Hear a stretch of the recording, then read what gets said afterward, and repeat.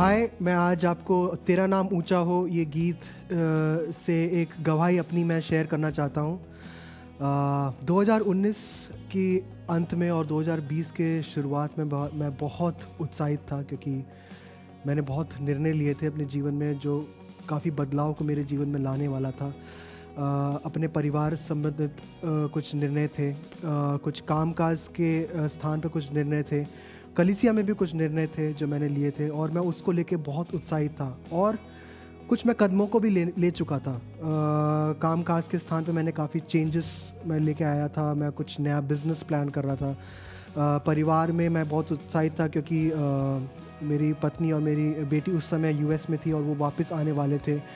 और ऐसे हर क्षेत्र में मैं कुछ ना कुछ एक नई निर्णय को ले रहा था और आगे बढ़ रहा था। पर जैसे कि अब सबको मालूम है, मार्च एंड में जैसे मैंने सोचा था वैसे कुछ नहीं हुआ। सब कुछ एकदम से बंद हो गया। मान लो कि किसी ने एक पॉज बटन मेरे जीवन में लगा दिया हो, और मुझे समझ नहीं आ रहा था मैं क्या करूं। मेरा परिवार जो यूएस में था वो वापस नहीं आ पाया। मैं जो नए बिज़नेस जो कुछ प्लान कर रहा था, कुछ नया कामकाज प्लान कर रहा था, वो नहीं हो पाया। कलीसिया में भी हमने कुछ निर्णय लिए थे, उसके लिए हम काम भी कर रहे थे, काम करना शुरू कर चुके थे, वो भी उस समय रुक गया। और उस समय मैं अपने अपार्टमेंट में अकेले था और कहीं मैं जा भी नहीं सकता था। मेरे को कुछ नहीं समझ में आ रहा था मैं क्या करूं। और उन दिनों, और स्पेशली वो मार्च से लेकर एक जून के समय तक मैं अकेला वहाँ पे था, और बस मैं यही सोचता रहा कि अब मैं क्या करूं, अब मैं अगला कदम क्या लूं, क्योंकि ऐसा कुछ कदम था ही नहीं मैं अपने से ले सकता था। अभी तक जितनी भी परिस्थितियां मेरे जीवन में आई थी, हमेशा मेरे पास एक चुनाव था, क्या मैं ये रास्ते में जाऊं या इस रास्ते में जाऊं, क्या मैं प्लान ए के साथ जाऊं या प्लान बी के साथ जाऊं। पर मैं पहली बार अपने जीवन में एक ऐसे स्थान पे था जहां मेरे पास कोई प्लान नहीं था, कोई कुछ नहीं पता था मैं अगला क्या करूं, अगला क्या कदम लूं, हर क्षेत्र में जो मैंने आपको बताया। और जून के महीने में जब हम पहुंचे तो काफ़ी लॉकडाउन वगैरह ख़त्म हो रहा था दिल्ली में, और हम अपने कामकाज में रूटीन में वापस जा सकते थे। तो धीरे धीरे मैं अपने कामकाज में वापस जाने लगा। कुछ प्रोजेक्ट्स मेरे को मिलने लगे। परिवार को लेके मैं काफ़ी खुश था, क्योंकि अगस्त में वो आने वाले थे, क्योंकि टिकट्स अब मिल रहे थे। और कलीसिया में भी हमने कुछ नए कदमों को लिया। हमने कुछ गाने रिकॉर्ड करने का निर्णय लिया। तो उनमें से एक गाना था तेरा नाम ऊंचा हो, जो मैंने ये गीत गाया था। और उसमें एक स्पॉन्टेनियस पार्ट था, अर्पित करूं तेरे चरणों में ये स्तुति, उंडेलूं इत्र के समान ये स्तुति। और ये लाइन जब हम लिख रहे थे, मुझे काफ़ी हृदय में इस लाइन ने मेरे को छुआ था, और उस आराधना के मूड में मैंने इस गीत को रिकॉर्ड किया था। और इन समयों के बीच में जब मेरे सब कामकाज मैं देख रहा था काफ़ी वापस लाइन में आ रहे थे, और इस गीत को भी लेके मैं काफ़ी उत्साहित था। और उसी समय हमारे पर्सनल जीवन में, मेरे और मेरे पत्नी के पर्सनल जीवन में एक घटना घटी जिसने हमको बिल्कुल तोड़ दिया था। हम दोनों ने अक्टूबर के महीने में एक मिसकैरेज सफ़र किया, जो एकदम हमें समझ नहीं आ रहा था कि अब हम क्या करें। ये एक ऐसी घटना थी हमारे जीवन में जिसको लेके हम बिल्कुल तैयार भी नहीं थे, और हमें समझ नहीं आ रहा था हम क्या करें, क्योंकि हम बहुत उत्साहित थे इसको लेकर कि आने वाले वर्ष में 2021 में एक दूसरा संतान हमारे होगा, और हम बहुत उत्साहित थे और उसकी हम तैयारी भी कर रहे थे। और जब ये घटना घटी, एक तरह से मेरे को और मेरी पत्नी को एक तरह से हमको तोड़ दिया था इस घटना ने। और हमें समझ नहीं आ रहा था अब हम आगे क्या कर सकते, कैसे क्या करें। कई सवाल थे हमारे हृदय में, हमारे मन में। हमें पता नहीं था इसको हम कैसे डील करें। और इसी के दौरान मैं नॉर्मल अपनी रूटीन में चलता रहा। और दिसंबर के महीने में मेरी पत्नी और मेरी बेटी को वापस यूएस जाना था, और उस समय एक घटना घटी जिसने मुझे ये पूरे साल की जो घटना घट रही थी और इन सब में से एक सीख को, और इस पर्टिकुलरली ये जो मैं गीत गा रहा था बार बार, जो मैं सुन भी रहा था, अर्पित करूं तेरे चरणों में ये स्तुति, उडेलूं इत्र के समान ये स्तुति। इस लाइन का एक मतलब, एक परमेश्वर ने मुझे एक नए रीति से एक प्रकाशन मेरे को उस घटना के द्वारा दिया। जैसे मैंने बताया दिसंबर में मेरी पत्नी और बेटी वापस यूएस जा रहे थे।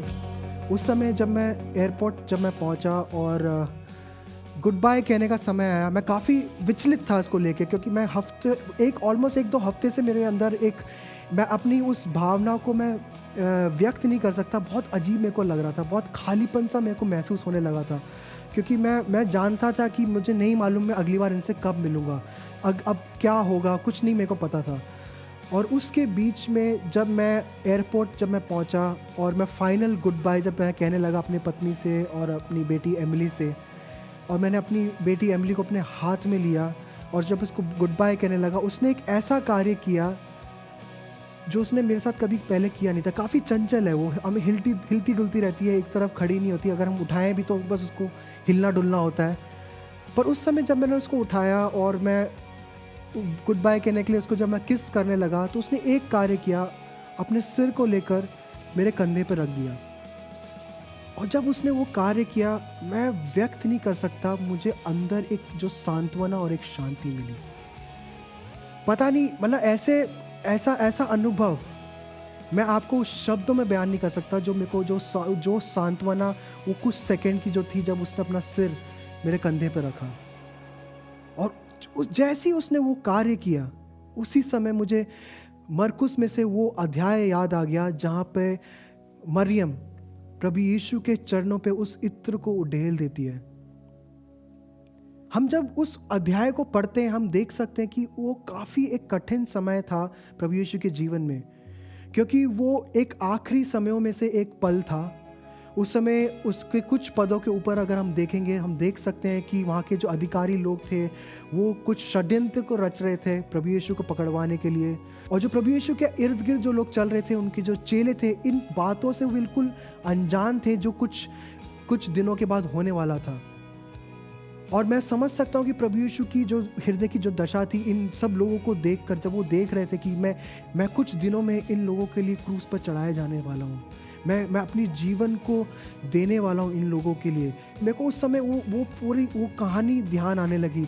जब एमिली ने अपने सिर को मेरे कंधे पर रखा, उस पल कुछ सेकंड मैं इन सारे बातों को सोच रहा था जो प्रभु यीशु के साथ घट रही होगी, और कैसे उस एक स्त्री ने, वो मरियम ने, जब उसको सांत्वना दी, बस कुछ नहीं किया, उस इत्र को जो काफ़ी महंगा था उसके पैर पे उड़ेला और उसको अपने बालों से पहुंचा।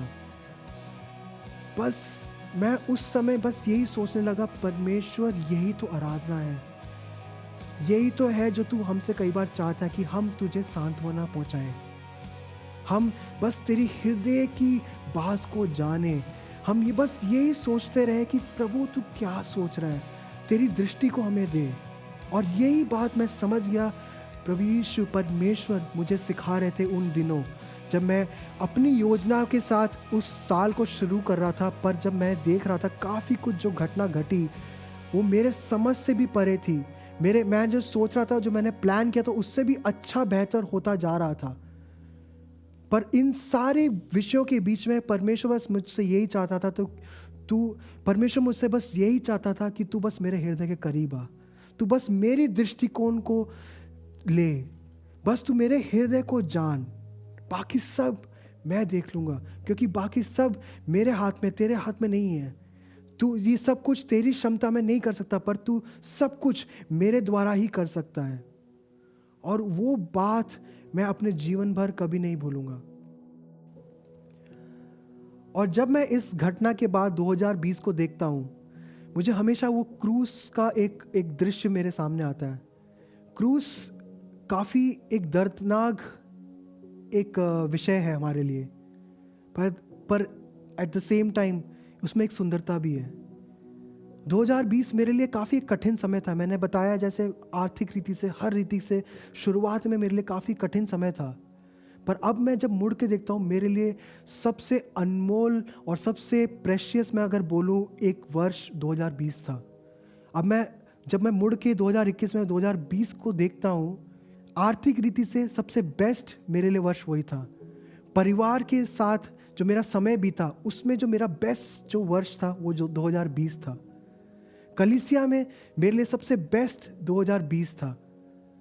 परमेश्वर ने जिस तरह उन अनुभवों में से, जो कठिन अनुभवों से मुझे निकाला, उसमें जो सुंदरता थी, मैं उसको देख के मैं परमेश्वर का बहुत धन्यवाद देता हूँ। और इस सीख के लिए जो परमेश्वर ने मुझे दी कि मैं उसके हृदय की दशा को खोजूं, मैं उसकी दृष्टिकोण को हमेशा अपने सामने रखूं।